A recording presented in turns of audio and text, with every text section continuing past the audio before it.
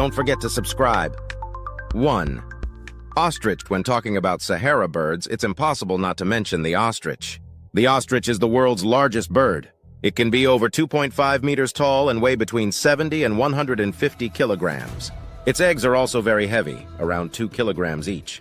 Because water is scarce in the desert, ostriches prefer to eat leaves in the morning and evening, when dew still clings to them. This lets them stay hydrated without drinking. Despite eating little and drinking almost no water, they stay strong. They can deliver a powerful kick that can injure any predator.